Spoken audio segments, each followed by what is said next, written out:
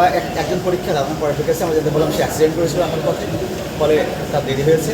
তো মানবিক বিষয়টি বিবেচনা করে আমরা তাকে আলাদা করে পরীক্ষা নেওয়ার ব্যবস্থা করেছি এবং তার পরীক্ষা উত্তরপত্রটি আমরা আলাদাভাবে আমরা পাঠিয়ে দিব। তারপরে এটা ইভালুয়েশন করে আমরা ওখানে নোট দেওয়া থাকবে।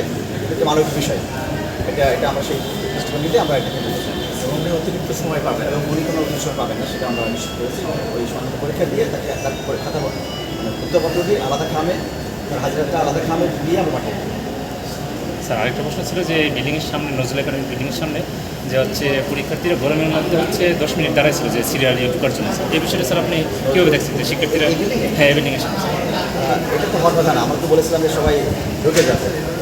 আর অনেক ছাত্রছাত্রী অনেক সময় একটু আর্লি এসে যায়, কিন্তু আমাদের মানে খুব আর্লি তো সবার সুযোগ থাকে না, কারণ 10টার সময় আমাদের ঢোকানো ছিল। তো আমার মনে হয় যে তারা দাঁড়া থাকার কথা ছিল না, কারণ এখানে আমাদের গাছপালা আছে, বসার জায়গা আছে, তাদের তো দাঁড়িয়ে থাকার কথা না।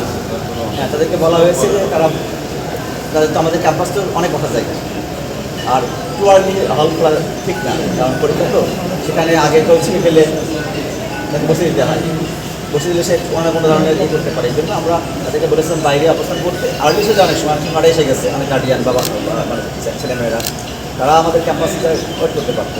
তারপরে নর্মালি এটা আসলে ট্রেন থাকে তো যে ঠিক আছে ঢুকতে হবে, সবাই দাঁড়িয়ে থাকবে, কিন্তু একটু আরাম করে আসবে, বসলে মাঠ আছে, গাছ আছে, বসার জায়গা আছে, আর তারা রেস্ট করতে পারতো। তো এটা আমাদের যেহেতু নিয়ম ছিল 10টার মধ্যে, 10টার পরে ঢুকবে, সেই হিসেবে ঢুকিয়েছি। সো যদি কেউ দাঁড়িয়ে থাকে ওদের মধ্যে, রোদ তো নাই, গাছপালা আছে, সেটা আসলে কোনো ইয়ে হতে পারে না। ঠিক আছে, থ্যাংক ইউ।